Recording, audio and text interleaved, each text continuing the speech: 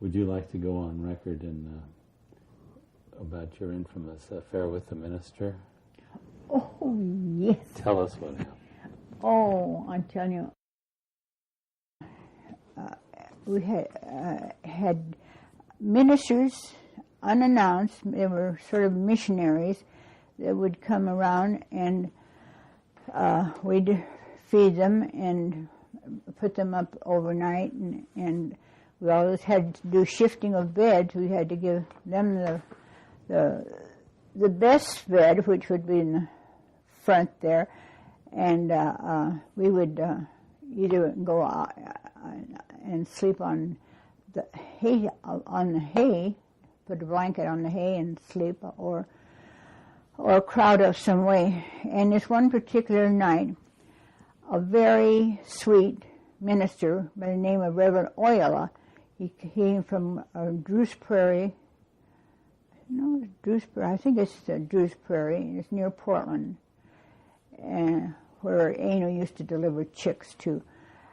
Anyway, he came over, and that particular night, Vicky, which was our near neighbor, called and asked Esther if she couldn't come over and stay all night, that she had a cousin from Portland come in and they didn't have room for her.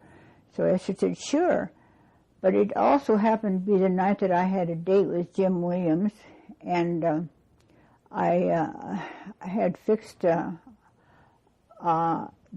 front bedroom for the minister, and I was going to sleep in Archie's room. Archie is gone by then. And so Vicky came over, and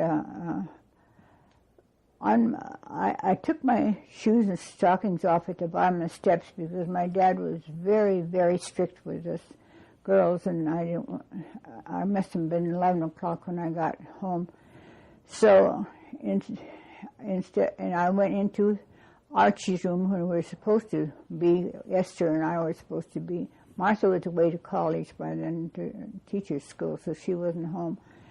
And so I was in bed for a little while, and all of a sudden I was missing my pillow, so there were two pillows under this Esther's, what I thought was Esther.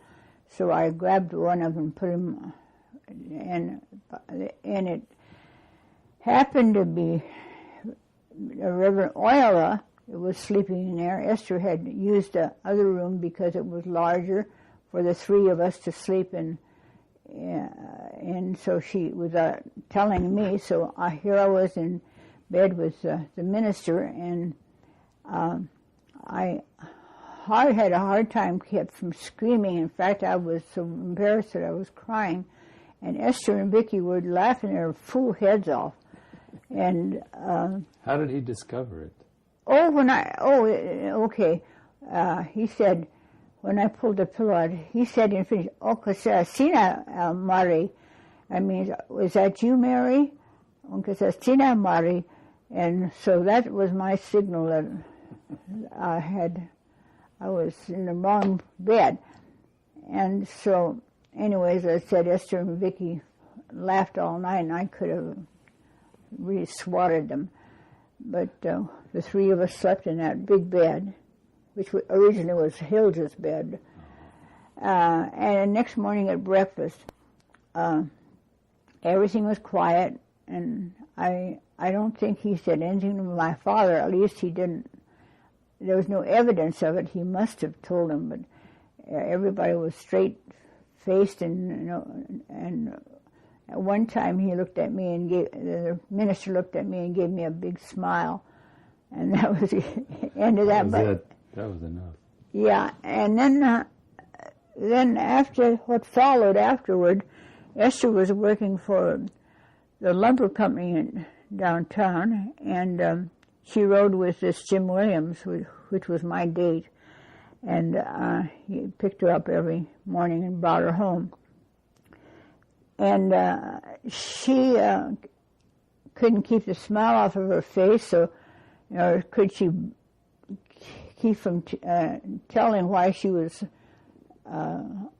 while she was smiling. So before I knew it, everybody in the town of Winlock heard about this story.